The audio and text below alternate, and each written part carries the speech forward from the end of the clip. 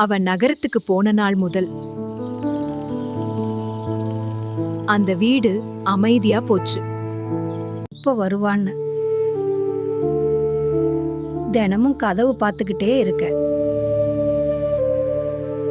தூரம் போனதெல்லாம் வேலைக்காக, ஆனால் தொலைஞ்சது உறவுகள். ஒரு நிமிஷம் எடுத்திருந்தா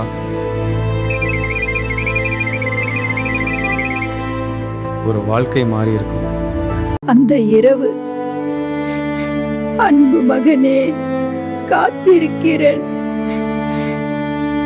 காலையில வந்த கால் வாழ்க்கையே மாறிடுச்சு.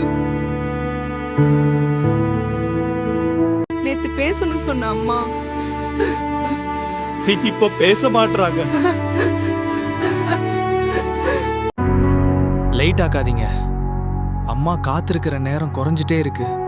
ஒரு கால் நம்ம வாழ்க்கையை காப்பாத்தும்.